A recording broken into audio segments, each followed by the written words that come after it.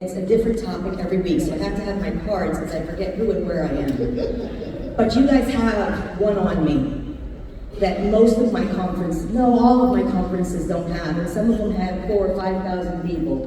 And it's the emotion and the feeling of faith that is in this room that moves me to a point of thank you. Thank you, because when I say that I have to pray before every single session, and my words are, because sometimes my ego gets in the way, my words are always the same. Lord, put the words in my mouth to help them hear what they want to hear, not what I want to do to impress. So I hope I do that today, but I want to just start by saying that. Thank you, because that's the only thing that's going to get us through this, guys. Everything else is secondary to our faith. So when you ask about being so good they can't ignore you, let me tell you a little bit about the story. I went to University of Miami, and I would go to the cafeteria every day, and there was a little poster, and it was a little football player with the statement, "Be so good they can't ignore you." And I kept reading it, and I said, I have to have it. So instead of swiping it, which I thought about, I took a picture of it. I did. I took a picture of it, I blew it up, and I put it in a poster in my office. I took the football player off. And everybody that came to my office through so many years would ask me about it. Look, guys, I'm a Hispanic woman. I have been doing this for 35 years. You can only imagine what those first 30 were like. It was always a struggle. It was always the only woman in the room, not to mention the only Latina in the room. So it's always, you had to be so good they couldn't ignore you. You had to put your head down. I had to. And I had to learn. I had to learn sports analogy. I would tell my kids in the car, you have to listen to news and sports Monday through Thursday. Because that's the only way you're going to live in this world, if you want to make it in the man's world. Guys, you don't have to do that anymore. I already paid that price.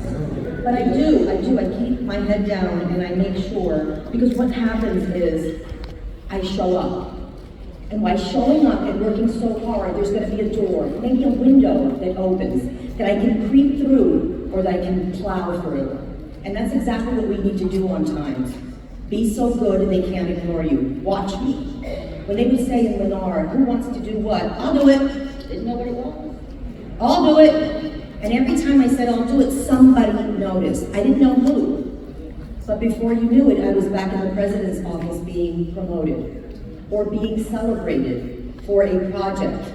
I remember one year there was a president's club and everybody was going and I was supposed to be getting an award and there was a crisis happening throughout the company. And I said, no, I'm not going to the President's Club. I wanted to go so bad. But I knew the right thing to do was be so good they couldn't ignore me. So I didn't go to the trip. I went and ran the company, hired people, did what I had to do, and got promoted within 30 days.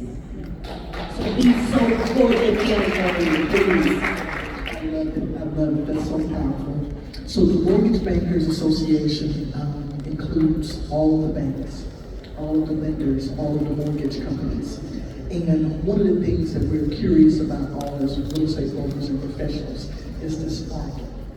This is a very interesting times that we're living in. So share with some of the data that MBA produces. What do you foresee for the market? How do you prepare for the market that we're in? You know, one of the reasons that I took on this role was because of MBA and what they do for us. When you see the amount of data, when you see the amount of connections, let me just tell you a story. I do a lot of storytelling. I had an opportunity to go to the RNC and DNC this past year with MBA. When I was walking the streets of the senators and the congressmen, and everybody in DC would come up and say, you're with MBA, aren't you? Oh, we have a special VIP section for you. When we met with the congressman and said, I want to talk to you about trigger leads. I know about trigger leads, you must be with MBA. Everywhere I would go, both on the Republican and the Democratic side, we were known. We are respected. Our voices are heard. I'm telling you, just last week, every time something happens in DC, MBA is already ahead of it. MBA will tell you who's going to be nominated, how it's going to impact our market, and what they're doing, which means what we're doing as chair, to survive. Not only just to survive, but to let you guys survive, to make sure you're informed on who's on base next, and how it impacts us. So I think that MBA has a wealth. If you ever go on MBA.org, there's so many different resources that you would just be floored that can help you in your business. So Laura, when we first met, I was giving a presentation about the NARAD Building Black Growth Tour. And you got so excited about the tour and you caught the vision of what we're trying to do in communities across the country. So share with us why you were so excited about the Black Growth Tour.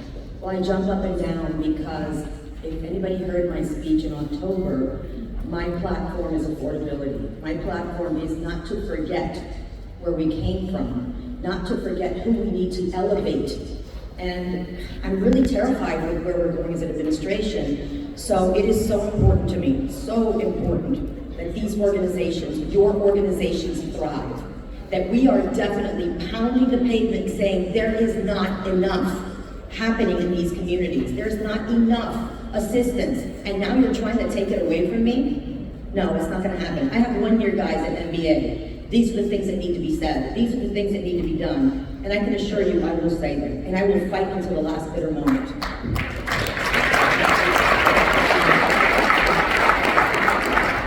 Thank you for that, Laura. Thank you for your advocacy. So you're president of a mortgage company, a very large company. Share with us about your journey to get there and were there any mentors that was part of that process? I'll tell you, it was a very, very tough. I thought I was going to be a loan officer my whole life. The only thing that was important to me when I became a loan officer was my kids. I made really good money. I was a single mom, and that was important to me. So I thought, this is it. This is going to be it for me. I had already gotten a degree. I'm a psychologist by trade. Ha! Comes in handy, doesn't it? It does. But you know what? I couldn't stand it. Morning, noon, and night, hearing everything was tragedy. Everything was nobody comes in to say, hey, here's my 20 bucks. I'm super happy. No. They come in with drama and happenings. And there was a time that I pivoted. I kept my license, and I keep my license now because I give back to the community. Now that I'm with MBA, probably once a month, I'll do domestic violence or DUI or something to give back to the community. So I stay engaged because I don't know that's where the Lord is going to take me in my next journey. But your question was about Lamar, wasn't it? My journey. Mentorship. Mentorship. Oh, mentorship. I'm a really hard mentor. I believe everybody should have a mentor, especially women. But I believe you have to be honest with yourself. If I'm your mentor, I'm not your friend. I'm not your therapist. And I'm really hard. I'll give you an example and a story once again. I had a gentleman, an executive with our company, that came to me and says, Mrs. Escobar, I want you to be my mentor. And I said, well, you started off wrong with Mrs. Escobar because you want something that I don't know you can handle. These are my rules. We're gonna meet once a week. Once a week? I said, honey, this is not a long-term relationship. I'm not your therapist. We're gonna do this. We're gonna find out what you want. You're gonna move on. So the guy comes to me once a week, and the first day, he came 15 minutes late. Oh, no. I said, what are you doing here? And he came with his cup of coffee, all cool, calm, because he's the executive, and I said, it's not working. Goodbye. Shut my door. How dare she? Does she know who I am? Honey, if you want me as your mentor, do you know who I am? That's exactly what you need to do. It's real and authentic and honest. So this gentleman sat before me 7 times before he finally got it. 7 times. The man cried most of the time. Because every time he tried to give me a line, I'd say, that's not what you mean by that. That's not what you're saying.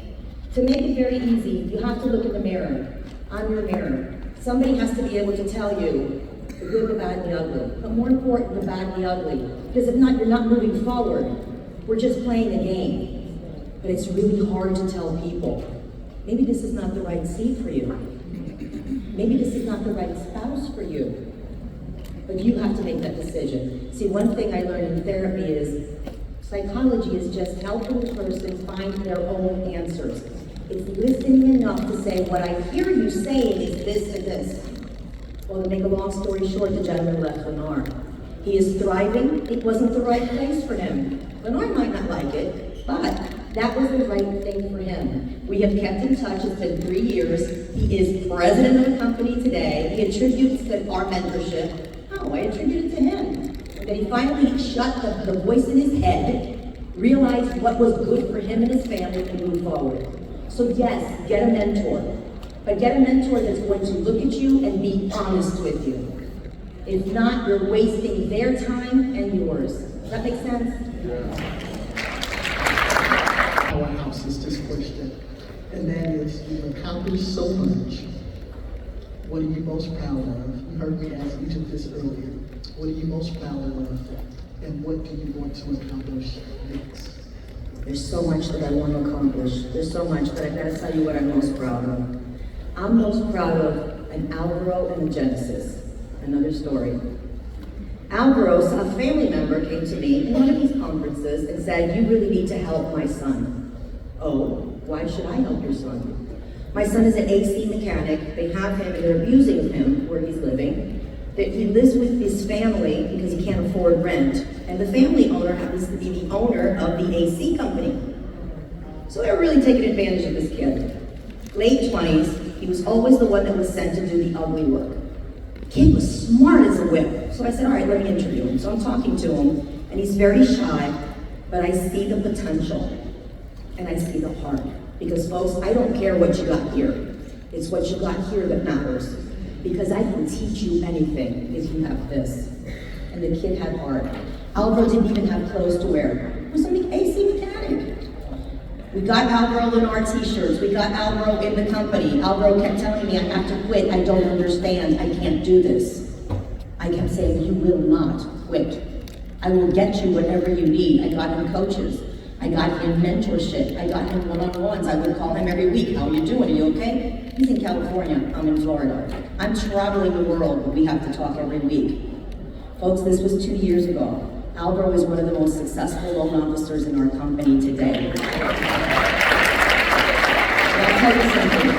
It's not about what we did. It's about Alvaro. Alvaro writes me every time he closes a loan. I mean, it gives me emotion. Alvaro thanks me every month for the opportunity. When you lift someone up, when you give someone an opportunity to do what we do, or an opportunity to get out of that hole, guys, that heart takes it. Everybody says, how can this guy be so wonderful? He's always raising his hand. Who wants to go to the community and clean? I'll do it. That's what I take with me. Then there's Genesis, a nurse at a local hospital, a nurse at the COVID times with 2 little children. She got sick 4 times. Her mother-in-law died of COVID. They had so many issues, and she said, but this is all I know. I don't want to do this anymore. She was 23 years old, and all she saw was death for the first 3 years of her career. Pulled her out, put her into Mortgage Banking Bound, and educated her in what Mortgage Banking Bound is. She has changed her entire career. Yeah, she failed the test 3 times. But today she stands proud as being a loan officer. Today she feeds her children and proudly takes them to baseball and goes by and says, I am somebody because of the opportunity. That's what I'm most proud of. The people that I have been able to elevate, and they have made it. And I'm not going to stop until I find as many Alvaros and Genesis that I can in the time that I have left as being a mortgage banker. Not just with MBA, but just me.